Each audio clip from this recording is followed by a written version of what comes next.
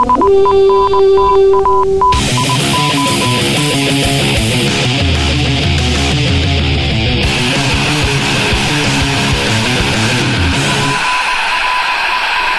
to Norse Code, the #1 podcast for your Minnesota Vikings. I am your host and producer, James Pagashnik. Once again, thank you for listening. We definitely appreciate our listeners, and we appreciate our co-host, our analyst, our man who sounds a lot like Adnan from the Serial Podcast. Please welcome blogger, and I don't have a good segue for this, Arif Hassan. Arif, how you doing today? I'm doing well, but you know what? The worst part about that, I think, is that you had prepped that intro, and you still didn't prep the segue into introducing your co-host.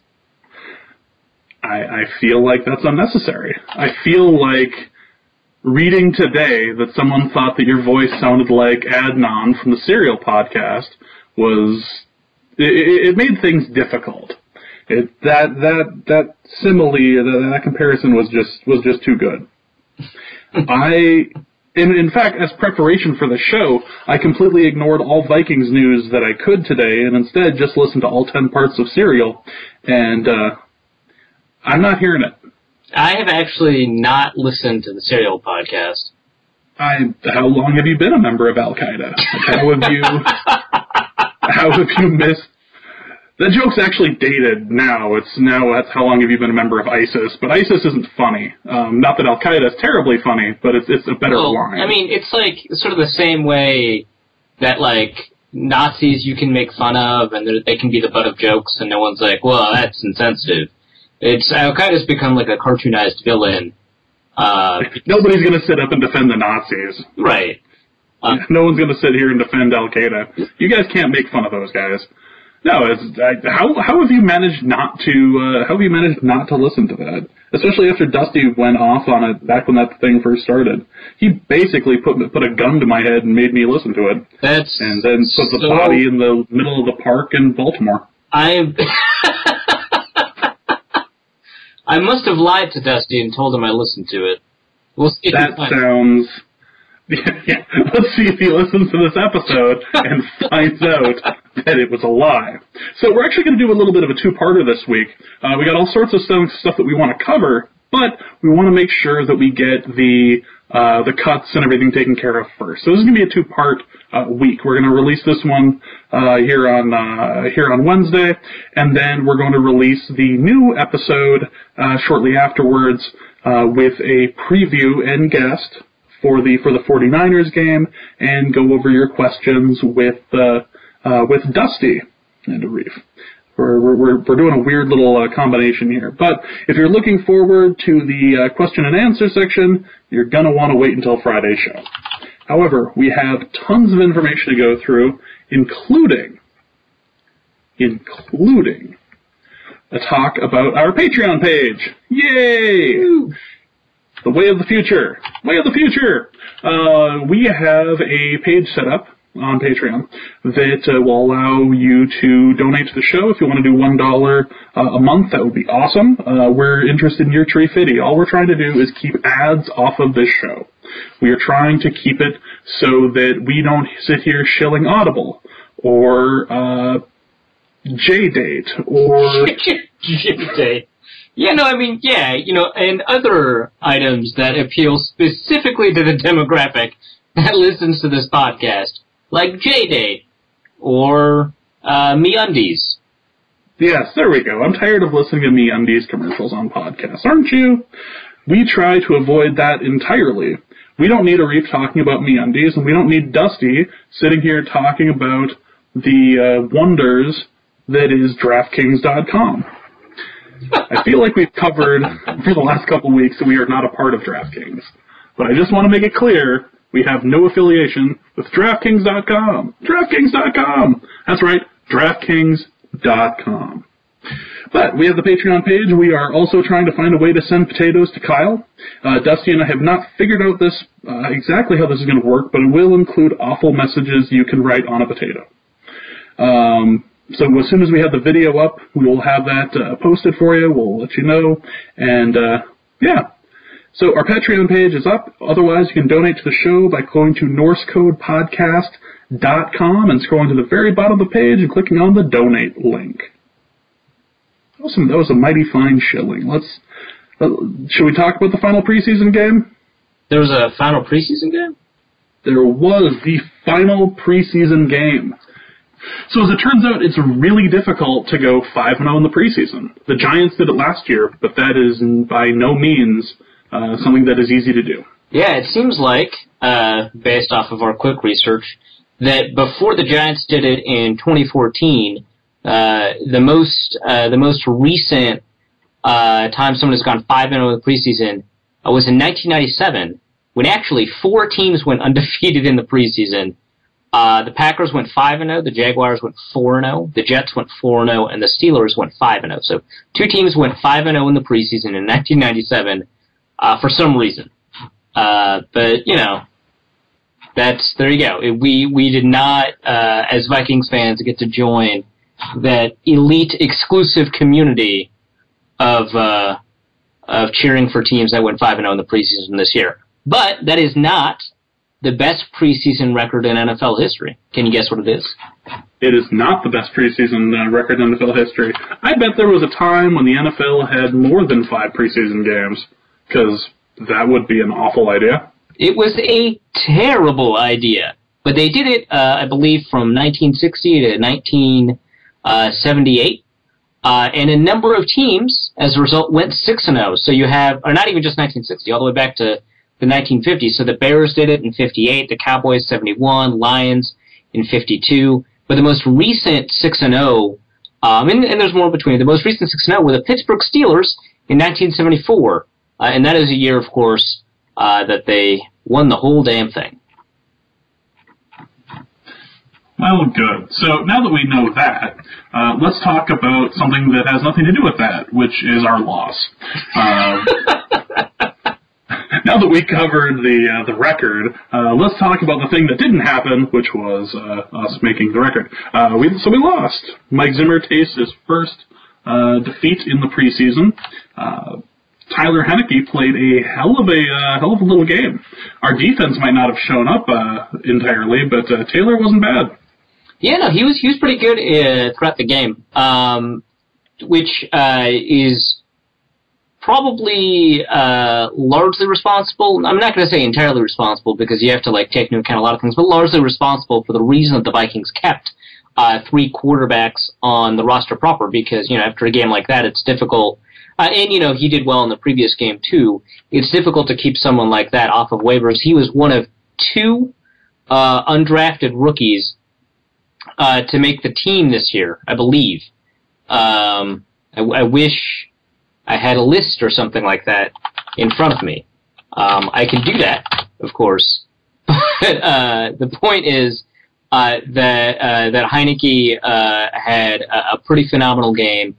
Some of that he did take the 1 sack, but the fact that he did do well under pressure, I think, is pretty stunning. He was under pressure a lot in that game, and his ability to respond to that pressure, and he did this throughout the preseason. His ability to respond to pressure and produce positive plays was probably the biggest part of why he was successful in the preseason. Yeah, it was really fun to watch him run around and throw. They really gave him the game and said, "You need to, this is your shot. We want to see what you have. You're getting the entire game here. You get a whole day's worth of work." What he got, and even the fourth quarter, when they started to make a comeback, he seemed in the game. He was there, and if not for a potentially shady call, it might have been a little bit closer. Yeah, and not that we're going to complain about penalties in preseason games. No, that was crap. That was such a terrible call. I will not sit here and have you defend that bullshit. That was like Drew Pearson's push-off in 1975. It's awful. That was terrible. How dare you defend these refs and their clear blindness? No, it was a great game, and the ending the ending included a pass to Diggs, which could have been a touchdown, but wasn't. He did not have both feet down. You're not going to find many people to argue that he had both feet down. But it was still an awesome play, and he was making moves and making a play. Yeah, no, for sure. And Diggs is probably another player that you want to highlight as someone who had, I'm not going to say he had an amazing day or anything like that, but I thought he had another good day. Definitely a good day. Yeah. And he's been standing out throughout the preseason. That was, of course, his best preseason game, in terms of his statistics. I think in terms of like what he looked like, he had a couple of other better preseason games, in part because of that fumble that he had on third down stretching for it, but also, he didn't generate as many yards after contact or yards after the catch as he normally does. And that's fine. I mean, he had 85 yards, 8 receptions on 9 targets, and that's pretty reliable, and you kind of want that. Plus, that touchdown. But no, he had another good day. I think the Vikings are right to be excited by him. I think fans are correct to be excited by him, and I wouldn't be surprised to see him gradually get more snaps over the course of the season, despite, being a 5th-round rookie. I'm not going to say he's going to have, like, a Marcus Colston rookie year, 7th-round pick ends up starting, but I think, Stefon Diggs is going to begin contributing right away, which is really nice. Do you think this is the sort of thing where we're going to see him in the Adam Thielen, around the time that we start seeing Adam Thielen in a game, like you start to see him halfway through or something? Adam Thielen came a little bit later, but I think that isn't a bad comparison. Because Thielen just showed up and he started producing, and I wouldn't be surprised if we've seen if we see something pretty similar from him. I think we're probably going to see more versatile stuff. I mean, Thielen did pretty well on seam routes and deep routes, and Diggs seems to be kind of like in a different mold. Not that he can't get open deep or anything like that, but he's a little bit more versatile. So we might see him replace Jarius Wright in a lot of packages and perform a different role than Jarius Wright does, who, again, I think that Jarius Wright is more of a deep slot receiver than other kinds of slot receivers. But he has improved on that over the course of this preseason and training camp too, so I could be wrong about that too. But, I think Diggs has a lot of potential all over the field at all 3 levels. Yeah, Diggs has just been fun to watch this preseason. You look for anything during the preseason to kind of catch your eye and help you through the 4 games, and in this case 5. And Diggs was definitely that guy for me. And watching him was really fun. You could always tell when he was on the field because they kept throwing to him. Yeah, no, for sure. Speaking of somebody who was on the field and not very happy about it was Cordell Patterson, who I was surprised to see start off the game in the game. I didn't think that he'd necessarily be playing. Is Patterson? I want to say, is Patterson justified in his anger that he was playing at all in the 5th game? I'm wondering about this because the report of his anger seemed like meh. Like I think and this story's posted on the Daily Norseman, and it got rewritten by AJ Mansour of KFan, but it was just Greg Coleman, the sideline reporter for the Vikings Entertainment Network, which occasionally exists and occasionally does not. Basically said, he wasn't real happy about knowing that he had to play. I'm not so sure that he was necessarily angry, and I think this kind of got blown out of proportion. And we don't know who he was angry at. Like, if he's frustrated with himself, that's totally something that you can be okay with. But like the totally different type of reporting in that sort of situation. Like, I'm upset that I put myself in this situation. Okay, totally fine. I'm upset at Mike Zimmer for that I have to do this. Different.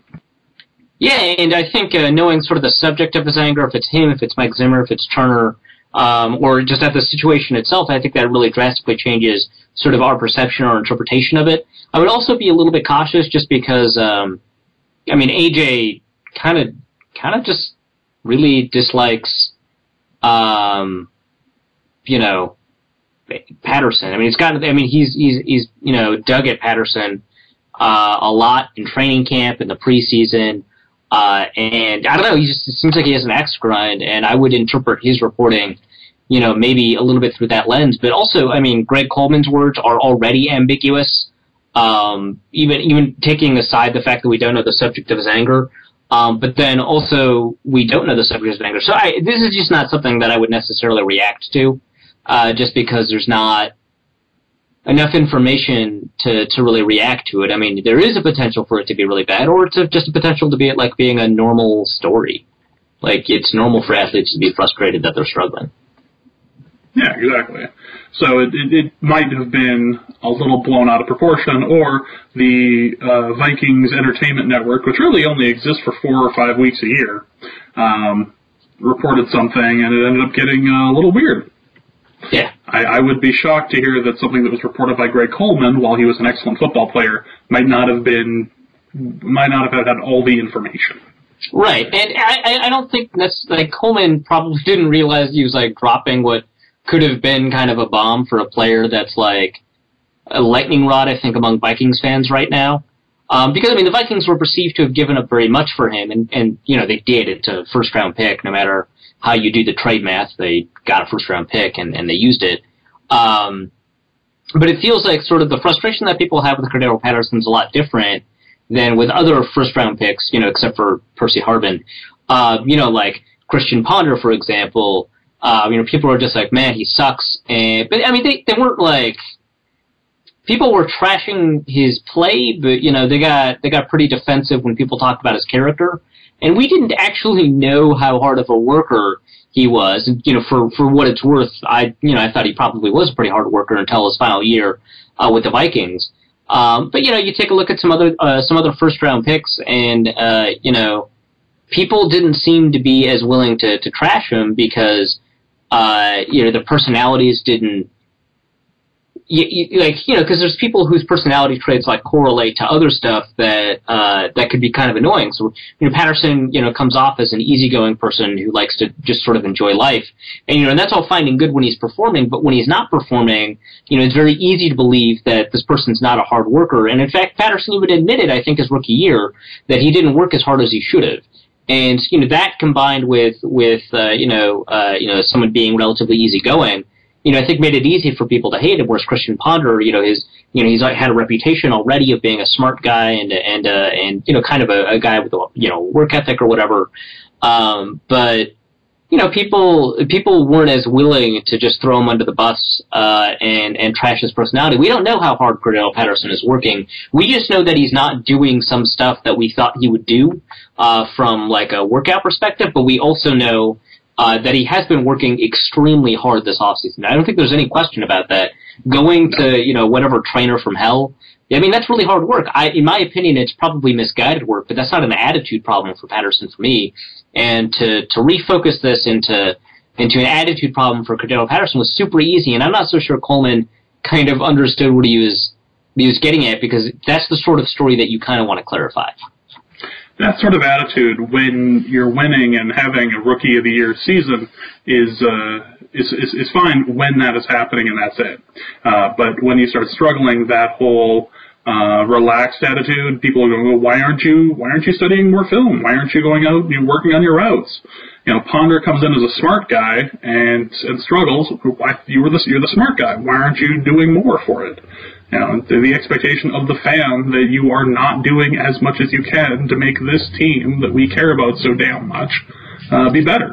Yeah, and there's also something else. Like, I think some of Ponder's, some of the criticisms of Ponder, you know, some of it has to do with you know, who he is physically. He doesn't have, you know, the strongest arm, which, you know, I always thought that criticism was overblown, but I mean, it's true. He didn't have the strongest arm, and you know, it ended up becoming something that was relevant because of the way that the Vikings, you know, oriented their offense and the way that he took really short passes and you know, was averse to a lot of risks. And you know, so no one really thought that Ponder wasn't focused enough, but like, you don't really blame players for being not physically capable of doing a thing. You're just like, well, that's the universe, that sucks, and I'm really, you know, upset that our front office, you know, invested this much in someone who's physically not capable to do a thing. But you know, there's nothing where you can do it. Whereas if someone is not mentally able to do a thing, we blame them for it. And I think, you know, to some degree it makes sense because you can kind of control your level of focus. But that's only true to an extent. I mean, human beings have a wide range of, you know, mental abilities as well. It's not like you can, you know, think yourself to be a smarter person. I mean, you can work at it just like you can work at, you know, working out, you know, and becoming, more physically adept. But there's a ceiling to sort of all of these, different mental components. There's a ceiling to all sort of these physical components. We're much more willing to yell or blame or get angry at someone for not meeting some of the mental requirements that might be true of them. And if Patterson's problem is indeed focus-oriented, I don't think the issue for him right now, rookie year, probably true, but right now I don't think the issue for him is that he's not trying hard enough to focus. Some people can't focus. I'm not even talking about like ADD or ADHD. It's just like, I was going to say, can we get him an exemption for Adderall? I mean, that would, like the entire Seahawks team, probably be a smart move. It's also interesting because athletes also just tend to have a higher rate of ADD and ADHD, even when you control for the fact that a lot of times people get diagnoses just to get Ritalin or Adderall. That would probably help Patterson a lot. You should probably find a way to do that. Can we set up a Patreon for that, or like a GoFundMe to get? I mean, we realize he has money, but it's probably better if none of his money gets involved in this. Well, it's an extra we saw what happened, so. Well, yeah, we saw what happened with LaTroy Guion over this off season when his money got involved in a few things. So we're trying to avoid that. I did tweet out that picture. It was kind of irresponsible for me to do it again. How great is that picture? The picture's amazing, but that picture is not quite fair to him because a lot of that money could very easily and possibly be totally okay and contextually fine for him to have. Because I talked to two agents about this, actually. One of them is on Twitter, Greg Linton, and he's like, some players defer their pay until the end of the season, then they get it all at once, and then they convert it to cash because they don't have a bank in the state that they're in. So they turn into like a Scrooge McDuck situation? I guess. They like swim in it or something. I don't know, but dollars are just so dirty. Like I can't do coke during the regular season. So what I do is I get all my money in cash at the end of the year, and then I just start swimming around like the fat guy, the big fat guy in Breaking Bad. I was just thinking about that. Just kind of dig myself into it and relax, and I sleep on a pile of hundreds and thousands of dollars with many beautiful women. The only thing I could think of when I saw the picture of all of LaTroy Guion's stuff, actually, I could only think of two things. One, that's a hell of a lot of change on that table, considering the amount of dollar bills you got up there, son. And the second thing I thought was the line from The Wire, season 1, where all the guys wanted was some dope on the table. So there was just a whole lot of pot and dope on the table. It's like, all right, we got a picture, we're good. And he's still playing for them. Well, I mean, like that's the thing, is that he's not only still playing for them, but he will be starting for them presumably when he comes back from suspension. Well, I mean, the Packers were okay with Jolly Johnny, Johnny Jolly. I think I said his name backwards, but anyway, we're okay with him. Even he was a 6th round draft pick, and then he became a starter, and he was all right at that. And then he got arrested for possessing at least 200 grams of codeine, / purple drink. And so he had one hell of a cough, right, that just lasted an entire off season. So the NFL suspended him indefinitely. Then I believe he went to actual jail. I think he did. No. He got suspended. Then he applied for reinstatement. Then he got arrested, and again, this time with 600 grams of codeine. Because he had a very, very bad cough. I mean, it's just these things are occurring. Yeah, it's awful. But then he was also driving a car with a suspended license, and then he went to actual jail, I think. Either way, he was reinstated the second time. The Packers kept him, sort of on contract, and then restructured him. And they kept him forever. So I guess once you're with them, they're a very second-chancey kind of team. I don't know. I mean, not Bengals second-chancey, but like. Well, no, that's a different type of second-chancey altogether. That's just sad second-chancey. So moving away from Guyon and back to the game, is there anything else we want to cover as far as the Titans game? Now, our defense was not necessarily all there. Mariota looked good at times, I thought, and Blair Walsh, that son of a bitch. Damn it, Blair Walsh. Well, I'll say a couple of things. The first thing is that there was one offensive lineman that I thought looked consistently good throughout the game. That's Austin Shepard. I believe he made the team, so I'm really happy about that. And I believe he played every snap, just like Taylor Heinecke. And he looked pretty good doing it. I mean, just in general, I think Austin Shepard has been having a pretty stellar preseason, and that's really nice.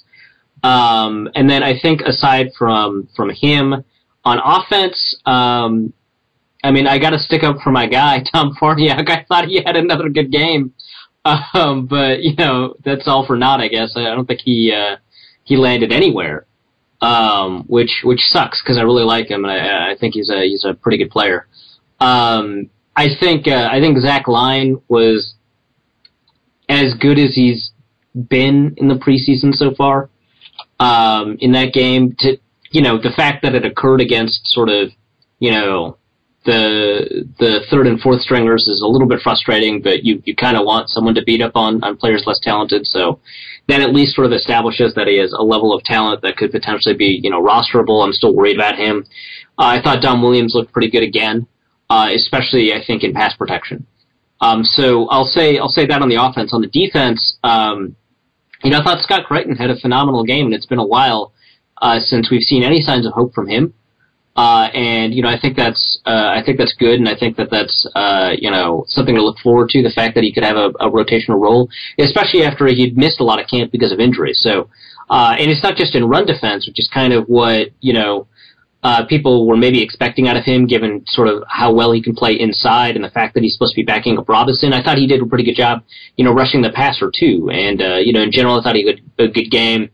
I think all the defensive tackles, Anunoby, DeBose, Hickman, I think all the defensive tackles were very up and down. I thought they all had, some pretty good high moments, especially Anunoby. I thought they all had some pretty bad low moments. Justin Treto, I thought he had a pretty good game too. I guess I just wasn't as impressed in this game as I was other games, but, I don't really mind that. I thought he was good. And I think the key battle, you want to look at is the middle linebacker battle. But before I talk about the three middle linebackers, Edmund Robinson, I thought had a spectacular game. And he's someone I was, very happy to have done well, because he's someone that, I said before the draft that the Vikings should get, and he fits the profile of a Viking, and then I was pretty happy that the Vikings ended up getting him. I mean, not as happy as, when they got Kendricks, but pretty happy. And the fact that he's stuck on the roster, I think in part is because of this game, because I thought he looked really good, and he showed that he is better than I think a lot of second and third stringers, playing linebacker, and there's a lot of pretty good linebackers in the NFL. It's kind of one of the deeper positions in the league, so that's nice. The safeties, none of the safeties impressed me. I thought Blanton should have been a lot better, and I thought he had a lot of issues. And then, but Sean Prater was even worse, and Sendejo was probably better than him. I wouldn't say Sendejo was, very good in coverage, but he is better than when he blew a huge play in the previous preseason game, and I thought he looked pretty good in run defense, which is better than I can say for Blanton, who's supposed to be a run defense safety. That's supposed to be his forte. Price, I think this is probably his only bad game. But looking at the other middle linebackers, Hadi Cole, Eric Kendricks, Kendricks, this is probably his worst game, and I don't think he looked bad. I thought, he just didn't look as impactful against the run as he had been in the previous games, and I thought that, he made an error in pass coverage. So, that's probably a reason that Gerald Hodges seems to be the starter right now, and then Hadi Cole, I thought he had an alright game, and he looked better in pass coverage than I expected, but nothing stood out. Hodges, I thought, didn't stand out at all. I thought he was okay. But the fact that Kendricks had probably his weakest game of the preseason probably had something to do with the fact that Hodges ended up with the starting position. I still think Kendricks should start, but I can understand why the Vikings aren't starting him. I guess I disagree with the decision, but I mean, whatever. Kendricks is going to eventually take over either at Chad Greenway's spot or Gerald Hodges' spot. So I guess we'll just have to wait a little bit longer because he's a really talented player. Yeah, and I've been a little upset. I've mentioned this to both you and Dusty in the last few days. I picked up Madden 16 for the Xbox One, and first off, beautiful game. But I'm a little upset because I can hit 45-yard field goals with absolutely no problem at all with Blair Walsh. I have yet to miss an extra point, and I feel like the game is mocking me. I feel like it doesn't get the situation right now. Well, I mean, he had like some pretty good kickoffs. That's what we're hanging our head on. That's what we're going into the season saying we have the pieces in place. We've got a great quarterback. We got a hell of a running back. Our defense looks really good. Our corners look fantastic. And we can kick off. Field position is really important, James. Field position being what it is. Yes, it's very important. You know what's also important? Extra points. Field goals. Things of that nature. Well, this will just encourage the Vikings to go for it more on fourth down, which ultimately, that's better anyway. See, there's a silver lining here. Oh, that's exactly it. That's what we need to be hanging our hat on. We'll be going for fourth down, or we're going for fourth more often. More teams should employ bad kickers to force them to go for it on fourth down. I feel like that's a Bill Belichick principle. Or if not, it should be. I think it's telling that in the Norse Code Fantasy Football League, where you are penalized negative 25 points for a missed extra point, no one has picked up Blair Walsh. He is sitting on the waiver wire. The kicker of the team for which the podcast is based on, that the league exists for, that kicker is currently available. There have been no moves. None for Blair Walsh. I feel like that's telling that we're all just a little bit nervous about Blair.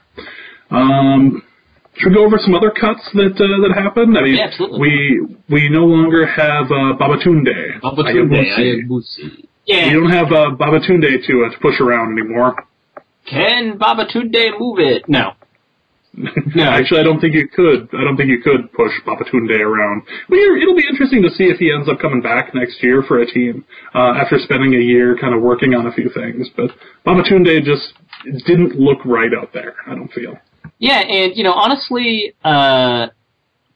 he was a mountain of a man, but that doesn't necessarily make you an offensive tackle. Gets you really close in some situations and could probably get you a starting job in Cleveland, but that's not necessarily what you need. Babatunde is really unique because I thought there was no issue with grabbing him back when I thought there was a spot, an international exemption spot. But the NFL got rid of it when they updated the practice squad rules, and they never told us, which, I mean, fine, because they probably didn't anticipate, they don't tell you every rule change, they probably didn't anticipate that this would be something that people wanted to know. They didn't anticipate Babatunde. So yeah, I mean, he's 27-year-old and he's athletically, he's actually kind of a marvel. But this is not somebody I would have invested my time in, and a spot on the 90-man roster. Not that the Vikings seemed all that concerned about like spots 88 for 90 throughout the preseason, because they carried 89 for the longest time. And they were not really aggressive about filling in that 90th spot. So, maybe it doesn't matter to the Vikings, but it matters to me, damn it. And it's real to me. And I think the Vikings would have been better served getting real depth on the offensive line, which sounds like, duh. Like, it seems like pretty obvious to me. Considering the major injury to it, yeah, I suppose it would be a good idea to get good people behind the offensive line as opposed to just keeping prospects. Yeah, and I understand the Vikings drafted 3 offensive linemen, but there's no way Ayabusi was going to make the team. And if he's not going to get that international spot on the practice squad, I mean, it's super cool that he's learned a lot more about football and that he can go back to Poland and help spread the game. But as a fan of the Vikings specifically, it's a little bit annoying that it had to come at the expense of literal actual competition on the offensive line. I mean, I'm still worried about TJ Clemmings, and I like Austin Shepard or whatever, but Tyrus Thompson, he didn't work out like we thought he would. He's on injured reserve, so the Vikings will be able to keep him for another year. So it'll be interesting to see how he improves, because he's not going to practice with the team, but he's going to get better magically. Because that's what happens when you're on injured reserve, when the team wants to stash you when they don't need to. And you get your playbooks and your Adderall. Yeah. And David Yankee's on the practice squad, and maybe he'll get better at both guard and tackle, or maybe just guard or whatever. And Isom Fashon he actually looked pretty decent at guard or whatever. But the issue is depth at tackle. The Vikings ended up trading for someone. They got rid of a 6th round pick for it. And if they ended up, if they had picked up another offensive tackle, there's a lot of interesting sort of offensive tackles that are athletic and are worth investments. And there were some that were cut at 75 that would have been cool. So, or they could have upgraded the fullback position. Joe Don Duncan's still out there. And so is Henry Heinecke, I think. I don't know if he's still out there, but there were upgrades the Vikings could have made with that roster spot, at least heading into between 75 and 53 in that last preseason game. And they didn't, and that's kind of annoying, but whatever. We can talk about other cuts, too. Michael Mowdy. Let's talk about the fan favorite that you're not necessarily a fan of. Well, don't think that he's worth the praise that's been heaped upon him anyway. Yeah, well, I think the nature of the praise that's heaped upon him is probably accurate. He's probably, a great leader, and he's probably, an enormous character guy and all that. But, it was not so much that I wasn't a fan of his plays so much as I thought the writing was on the wall for him. Coming out of at the end of last year. I mean, the Vikings had multiple injuries at linebacker, Anthony Barr, Chad Greenway, and Mowdy never got a shot. Instead, it was like Gerald Hodges or Audie Cole. And it's not, where he was drafted. I mean, Audie Cole was a 7th round pick. I think it was just he never recovered athletically. So, because of that, the Vikings weren't as comfortable putting him in a scheme where the linebackers have to be very athletic. We've talked about this on the show before, where in order to cover for the defensive linemen, in order to execute some of the pressure packages and the deception behind the pressure packages, you just need more athletic linebackers. And he's not that athletic, and you can't say that and he's a smart dude, but you can't say that he knows NFL defenses like Chad Greenway does, so you can't put him out there and assume that he can make up for his athleticism, And so I thought the writing was on the wall for him, and it kind of wasn't. I mean, Vikings beat writers were basically told that Mowdy made the team. I think Wenzel reported it, Gessing reported it, and someone else did. I think maybe Darren Wolfson or Chris Tomasin or somebody else. Like 3 people reported that he was safe. And these reporters, I know them, they don't report something unless it's something that's like, verifiable, like a trade has just occurred, or unless they have their own source that they go to in order to report it. And so, to me, it seemed like 3 people independently reported that he made the team. Then an hour later, it was just an hour later, Mowdy, was cut, and people were like, "Oh, well, that's surprising." And I think part of it has to do with the fact that the Vikings traded for Jeremiah Searles. But yeah, he's the 54th man, I guess, which would make him the 55th man when Jabari Price comes back. So yeah, he barely didn't make the cut, but I think that's the reason. I think he has sort of everything you need, mentally. But if 3 ACL surgeries robbed him of his agility, which seems pretty plausible, then yeah, he athletically doesn't have the ability to hang it in this scheme. I think he could probably perform in another scheme, and he was picked up by the New Orleans Saints. And the dirty, dirty, dirty, filthy Saints. The dirty, awful, filthy Saints. His hometown, New Orleans. That's a difficult scheme to learn for inside linebackers. And it's probably one of the most difficult in the NFL. So Mowdy is probably better suited for that than he is for the Vikings, because it's less about your athleticism there. But I mean, their defense sucks anyway, so it doesn't really matter. Yeah, no one's expecting that defense to do very well this year, or that team in general to be anywhere near competitive. So it's too bad, but Michael Mauti has moved on, has picked up at least. So those of you who are fans of Michael Mauti can just start following the Saints and be dirty, dirty traders. Anybody else that we should be talking about that was released? I mean, David Yankee was released, was picked up on the practice squad. But I think the big story was that we kept Zach Line. Yeah, no, I think, well, I mean, there's a couple of stories. The first that we had already covered was that there's a third quarterback, and that's Taylor Heinecke. The other story is that the Vikings kept a fullback, and it was Zach Line. There's a big question about whether or not the Vikings would keep a fullback earlier during training camp. I'd asked Mike Zimmer if the Vikings were definitely going to keep a fullback, and he said, it's not, critical that the Vikings have a fullback on the roster. And to me, that sounded like, hey, Zach Line's not good enough. He's not good enough. That's, I'm worried about that, but I mean, the Vikings only had a fullback take snaps 175 times last year. They were all Jerome Felton. If you count Ellison lining up in the backfield, it's obviously more. But Ellison's still on the team, so that doesn't change that equation. So, about, a little bit more than 10% of the time, a little bit less than 15%, if you have a fullback on the field and it's Zach Line, I mean, he's not going to fail in every play. He's a bad fullback because he fails more often than other fullbacks, not because he fails every single time. And so, and he's not going to be the critical block in most plays. So that's a percentage of plays that you're probably throwing away. It sounds small. It could be like 2-3%, could be 4%. Probably not 4%, but to me, in my mind, that's kind of big. And he has to have improved a lot over his last 2 seasons of NFL tape, his last year preseason tape, and this year's preseason tape. And I don't think that he has.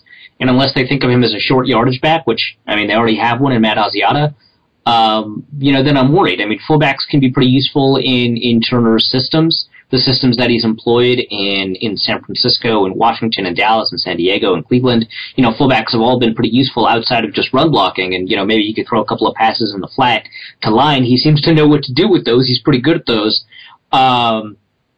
I would say that maybe that's sort of what the Vikings were thinking, but as a run blocker, I'm not confident in him at all. That seems to be his primary job, and the Vikings already have a short yardage back who's pretty good at short yardage backing. Yeah.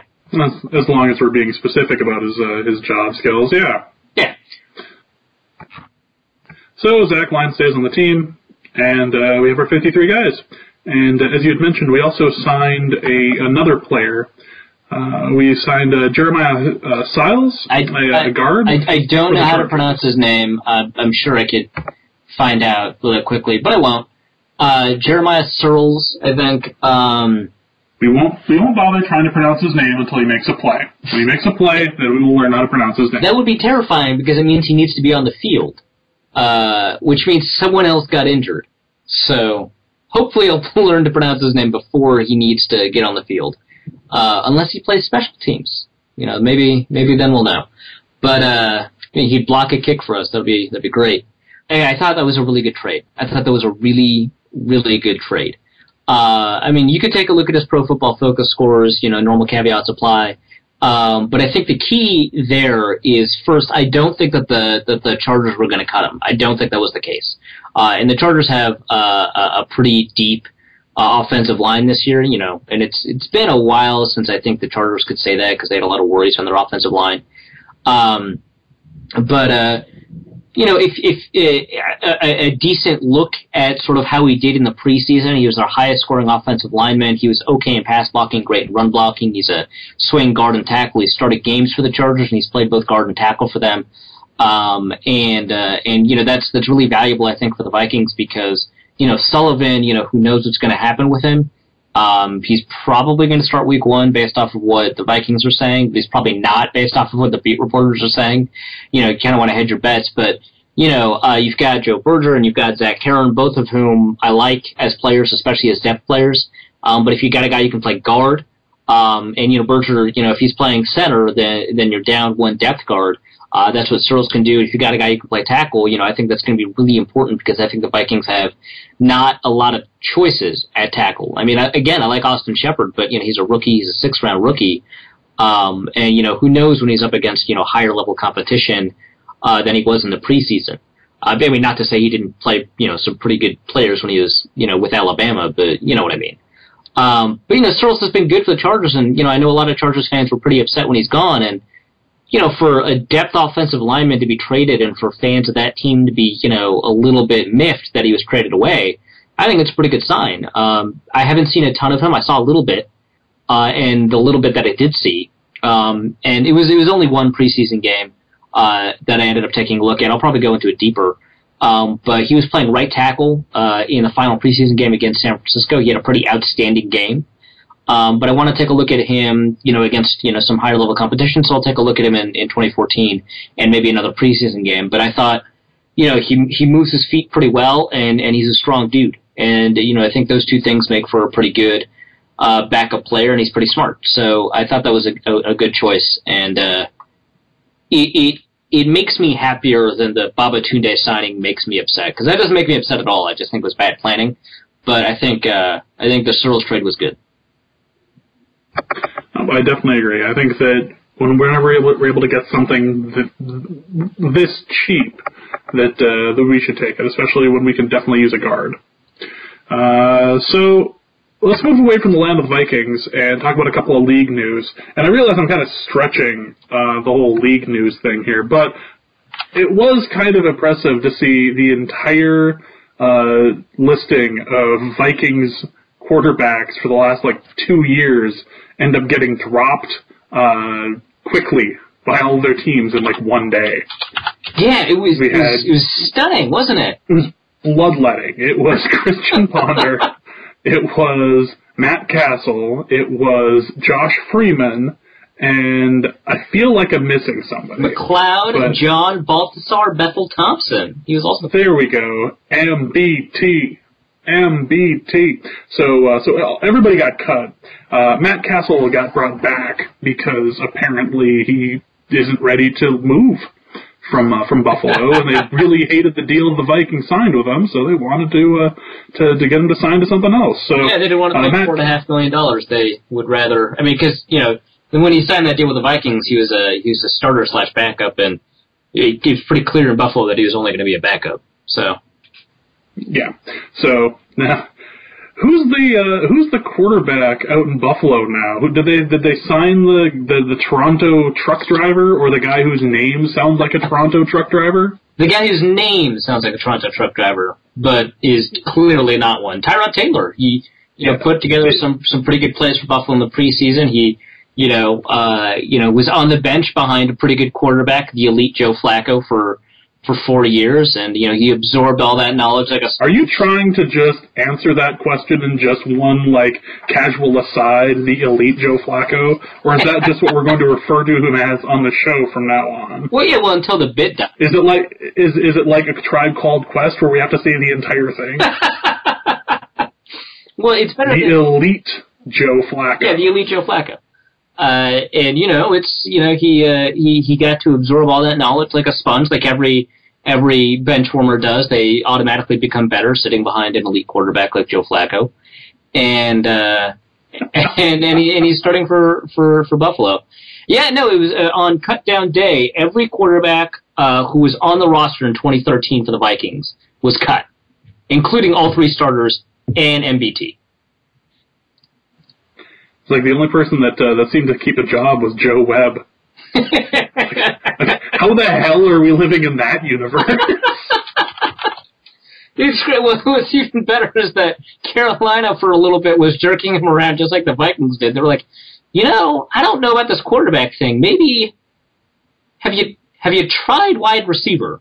And they put him in at wide receiver, and they're like, yeah, you're more of a quarterback guy, huh? And he stayed on the team. He's like, bitch, I've been here before. I've been a wideout. Yeah.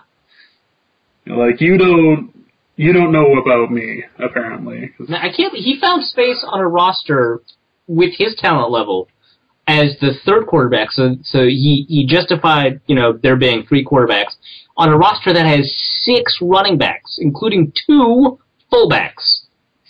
How do you have room for Joe Webb? If you're looking for a reason as to why the Carolina Panthers will not be in the Super Bowl, I can think of 2 right there. Possibly 3 as to why the Carolina Panthers will not make Super Bowl 50. Good luck to them, but that's a hell of a lot of running backs. Yeah, especially if you count Joe Webb as a running back. You might as well. I mean, we're not necessarily sold on you at quarterback, and clearly wide receiver is not the thing that we should be going to right now. Do you mind doing some routes? Do you mind if you do some cuts here and see if you can be the poor quarterback then? Huh. Yeah. Can we see if you can be a poor man's Trent Richardson? Can we try to see if that's a thing? Last thing we want to talk about for part 1 is the news story that came out from ESPN. Don Van Natta Jr. and Seth Wickersham, who you may remember from previous articles damning the NFL, specifically the Ray Rice timeline that they put out last year. This year, to start off the season, they wanted a nice feel-good story. So they proceeded to go deep, I say, into Deflategate and Spygate and do a ripping expose about the whole process and go really in depth as to Congress's role in it, including Arlen Specter. Now, some of this stuff had been known, some of this had been reported in other areas, but it was very interesting for names to be named as far as who was actually responsible for some of these, for the tapings, the extent of which they were going and conducting this, frankly, espionage if they were breaking into hotels. And that's the craziest thing I think about all of this. Yeah, is the breaking into hotels part. Yeah, there's that and their utter contempt for other teams, especially when one of their own had just left and went to another team and they continued to spy on them. Yeah, no, it's out of control. Like, okay, well, so if people haven't read this, obviously we'll put a link in the show notes. But the hotel thing stood out to me. But there's also a story about Mike Martz, which is like okay. But the hotel thing is just they would have a Patriots employee, obviously, a low-level one, so they could, claim plausible deniability. And they would go into visiting locker rooms and go into other hotel rooms, too, to steal the play sheet. And, each play sheet has the first 20 or so scripted plays. I mean, Bill Walsh, basically forced the rest of the NFL to do scripted plays for the first 15 or 20 plays to make them unpredictable and to get the team familiar with them. But the risk with that is that someone can steal the play sheet, know all the plays, and it got to the point where everyone knew the Patriots was doing it, and it was so well known a thing that they would do it that some coaches would put out fake play sheets for the Patriots to swipe instead. Which I think that's a way better response to that than reporting them. I think that's genius. Yeah, that's not even a dick move. That's just plain and smart. Yeah, so that's kind of cool. Then there's the whole bit about how Mike Martz. There's the whole thing about how, and this is the Mike Martz is the best part of this whole story. Yeah, it's crazy. Because everyone, maybe not everyone, but a lot of people remember Spygate. I don't really care that much about Spygate. I do care about this thing about potentially taping, practices, and walkthroughs. Obviously, the Patriots have been accused of this a couple of times, not just, with the 2001 team, but also, I think, in London, I think with the 49ers or whatever. The Boston Globe reported that the Patriots had taped walkthroughs or whatever. And then, a couple of months, later, they ended up issuing a retraction, which the Patriots mentioned, in the response. And then the ESPN also, mentioned that the Patriots had taped some walkthroughs and the Patriots, forced them to apologize. I think ESPN was working off of the Wickersham report and not off the Boston Globe report from 2002, which is kind of crazy. But yeah, and so, this sort of thing, caught a lot of ire. But this is kind of, I think, not a new allegation. It's still the same allegation, but it's like new information about how, Mike Martz was asked to drop it, and then he gave a statement, and then the NFL, instead of blasting his statement out there, rewrote and added to his statement. So all of his original words are there. They just added words that he never said. Yeah, so basically what happened was the league, specifically Goodell, talked to Martz and said, hey, you need to put out a statement saying there was no impropriety in the Super Bowl game. We lost. We've gotten over it. We need to drop this, because I felt like if this got further into Congress and further in deep, this would tear apart the league. So instead, please submit something to us saying that there's no problem. So he did, and the NFL just went, let's sweeten it a little bit. And Martz is sitting there afterwards going, well, what the hell? It was crazy because he didn't really know about it until someone approached him with the statement, and he was like, wait, I didn't write that. Like, what? I'm no literary wonder. That's not a word I would use. What the hell? No, that's such a beautiful, beautiful piece. But how the Patriots just refused to answer the specific questions being given to them about this is just it's a piece of beauty. Yeah, it's crazy because that part of the story is not about whether or not the Patriots, taped walkthroughs, because we don't have any evidence, regarding that because, well, the investigation couldn't be completed because evidence, disappeared. Destroyed, and I like the fact they were using beta. Like, well, they made a point to mention that these were beta tapes. Well, okay, as an aside, I've been making fun of the NFL for using Betamax instead of VHS for a long time. I mean, they've since switched. But they were using Betamax like 5 years ago. And I was making fun of it, and someone was like, well, hey, Arif, actually there's a reason for it, aside from the fact that Betamax is higher quality, which, you and I as nerds actually do know is true. It's because the machines that they use and the program that they use to cut up plays and watch film and stuff like that is designed for Betamax. And I mean, there's no reason to switch if you can get it. Betamax tapes are super cheap, right? So if you can get Betamax tapes and everything's recorded in Betamax, it works, I guess. So funny. Yes, still very, very funny.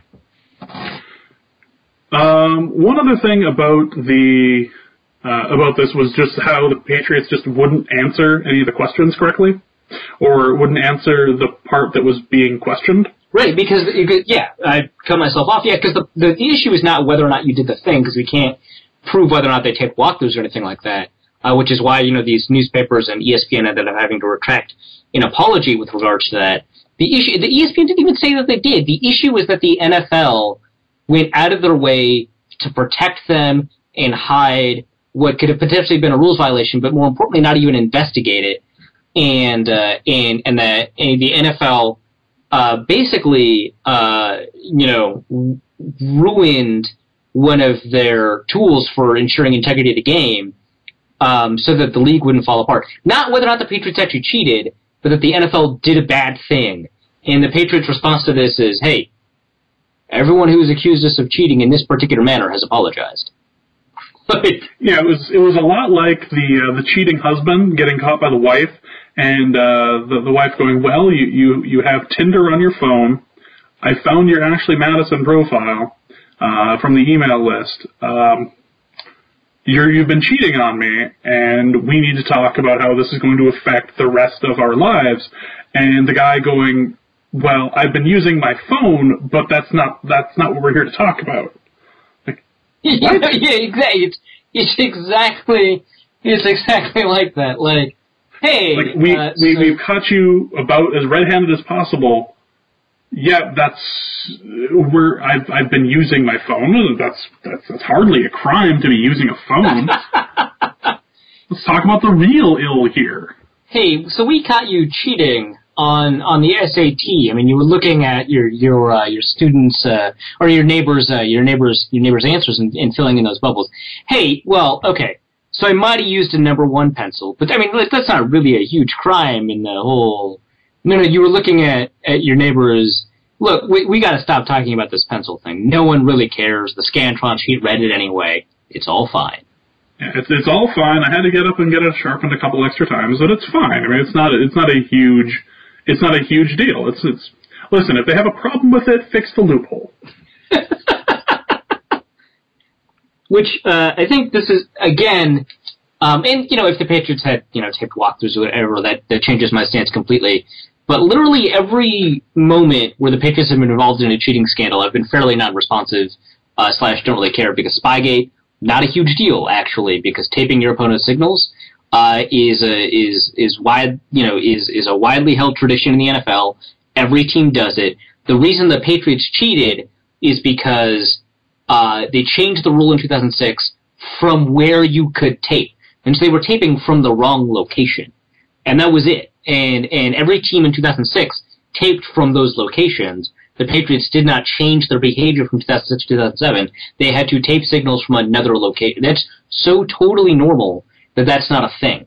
Every team has multiple people in the press box whose only job it is to watch the opposing defensive coordinators and offensive coordinators, give the signals and interpret it, and then relay that information back down to the head coach or offensive or defensive coordinator, who then relays it to whoever on the field if they feel like it needs to be something relayed. So I didn't care about that. Deflategate, I mean I've talked about a lot of times on the show. I don't really care that much about it. It's just you got to enforce rules because they exist. Otherwise, why have rules? Change the rules if they're bad rules. That sort of stuff. But yeah, it's always the Patriots, isn't it? It's always the Patriots, and the point of the article seemed to be that this was Goodell doing a makeup call. Right. You end up, a ref ended up missing a call in a game, going, okay, I have to, I'll get him up for that, and then just going, oh, well, you want justice? Here's some justice. Bam! I did think it was interesting that literally as this article was coming out online, Goodell was on the phone with Mike and Mike in the morning through ESPN. And yeah, that was amazing. Literally, the moment that this was getting tweeted out to everyone on the planet, he was on Mike and Mike on ESPN too, and he was asked the question about it and said immediately, haven't read the article. That was his way of getting ahead of the story. And admittedly, according to other reports, and it's easily verifiable, on the Tuesday before the games actually start, before the regular season starts, he's on that particular show around that particular time. So, coincidence maybe, but it did feel a little strange that he was on at the exact moment that the news was breaking. Yeah. I didn't see those tweets from the other reporters, but I wouldn't be surprised if ESPN had let Goodell know that an article like this was coming out, and so he could get onto ESPN, say a thing about it, like that he hadn't read it, whatever, and stave off having to respond to it for at least a day, Yeah.